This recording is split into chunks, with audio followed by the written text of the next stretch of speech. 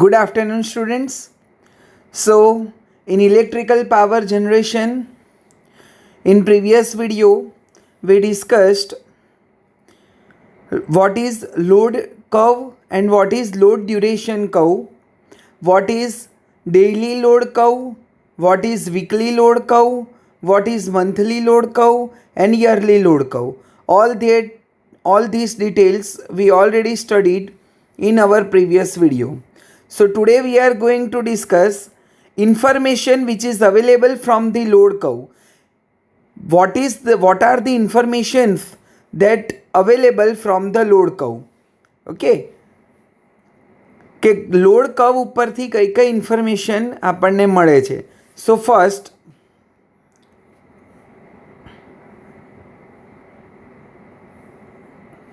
it shows that what load was there on the power station at a particular time. In previous video already we discussed that during the whole day, suppose if we are talking about the daily load curve, then at each and every hour દરેક કલાકે power station ઉપરનો load vary થાય છે. It is not constant at all. બરાબર, સાંજે 6 થી 8ના ગાળામાં જોઈએ તો લોડ એકદમ મેક્સિમમ હોય છે. બપોરે 2 થી 4ના ગાળામાં લોડ ઓછો હોય છે. રાત્રે 12 થી 6ના ગાળામાં લોડ એકદમ ઘટી જાય છે.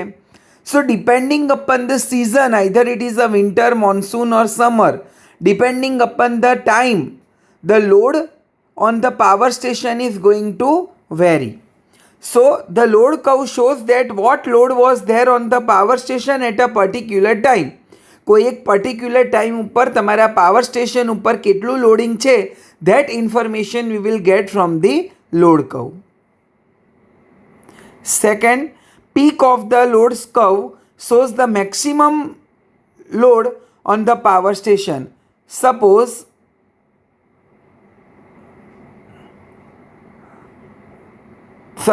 this is our load curve. So આ લોડ કર્વની અંદર આ જે છે that shows your peak. બરાબર, આ શું બતાવે છે? Peak value. પીક એટલે મેક્સિમમ વેલ્યુ. આ પોઈન્ટ શું બતાવે છે? Maximum value. So peak of the load curve એટલે કે આ જે તમારા લોડ કર્વની પીક છે તે શું બતાવે છે? Maximum load on the power station. આ બાજુ તમારો લોડ હશે આ એક્સિસ પર અને આ એક્સિસ પર ટાઈમ હશે. બરાબર છે?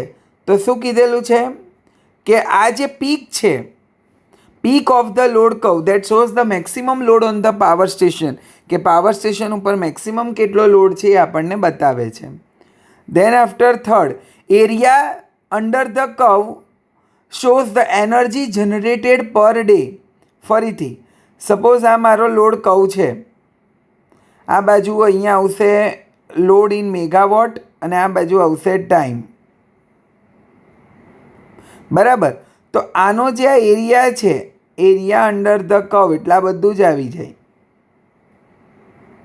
બરાબર, so area under the curve shows the energy generated per day. Suppose જો આ તમારો ડેઇલી લોડ કર્વ છે, સપોઝ આ તમારો ડેઇલી લોડ કર્વ છે, તો આ શું બતાવશે? આ કર્વની અંડરનો એરિયા શું બતાવશે? Total amount of energy generated per day. તમે એક દિવસમાં કેટલી એનર્જી જનરેટ કરી એ તમને લોડ કર્વ બતાવે છે. Average demand. So this is the formula which is very very important formula. Average demand is equal to area under the curve upon base. Suppose આ તમારો કર્વ છે તો આ કર્વની અંડરનો area, okay, divide by base.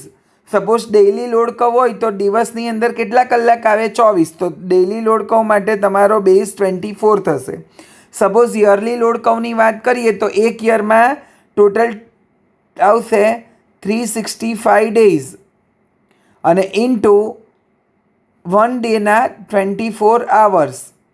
તો જે આવશે, બરાબર, આ 8760 સમથિંગ આવશે. તો that is your base for the yearly load curve. Suppose monthly load કર્વની વાત કરીએ તો મંથલી લોડ કર્વ માટે તમારે ધારો કે 30 ડેઝ હોય મંથના, તો 30 days into 24 hours, તો એ તમારો બેઝ આવશે. So that is for the monthly load curve. Okay, so this is the very important formula.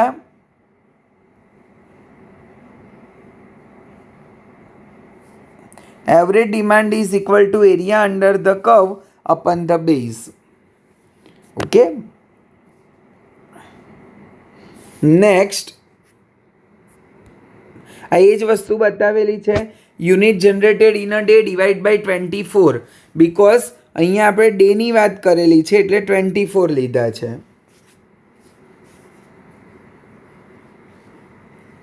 Than after એની નીચે જુઓ,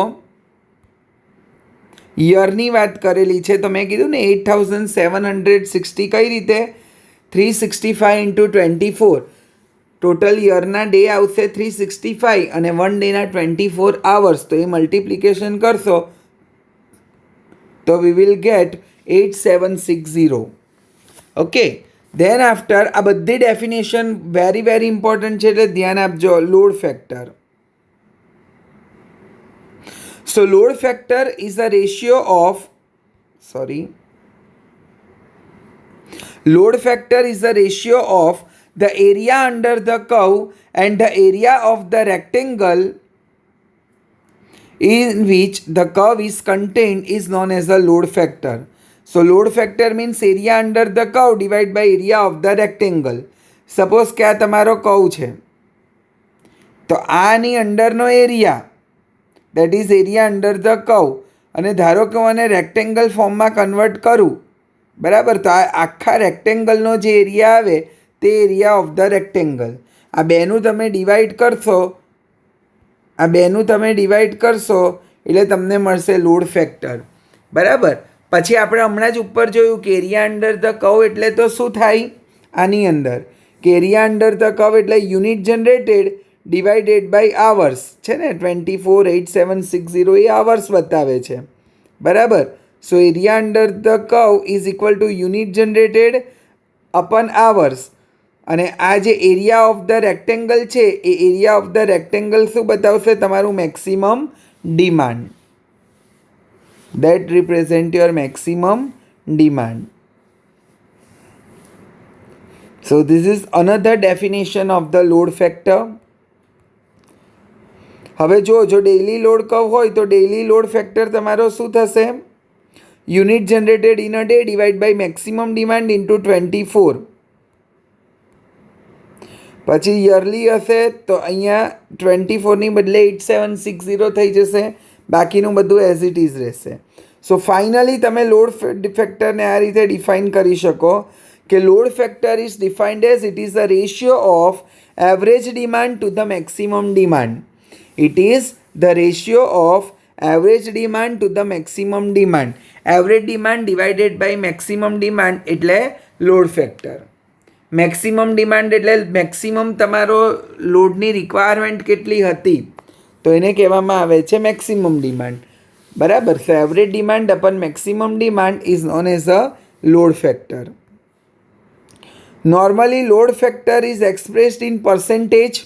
એટલે પર્સન્ટેજમાં કેલ્ક્યુલેટ કરવા આપણે 100 વડે મલ્ટીપ્લાય કરવું પડે. બરાબર. We have to multiply with 100 તો ફાઇનલી તમને પર્સન્ટેજમાં મળશે. And so the fraction should be multiplied by 100.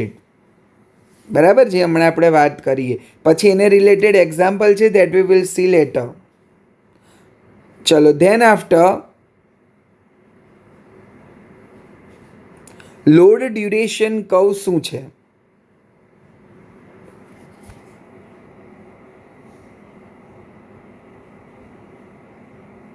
What is load duration curve?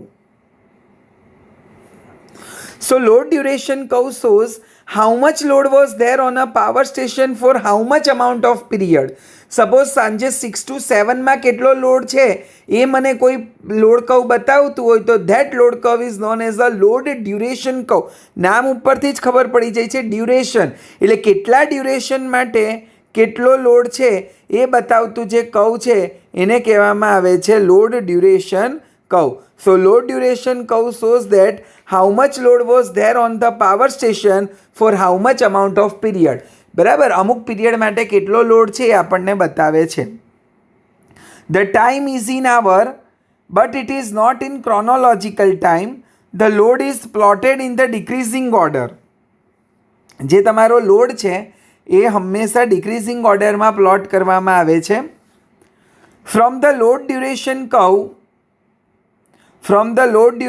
curve, one can know that how much load was there on the power station for how many hours, but one cannot know at what time it occurred.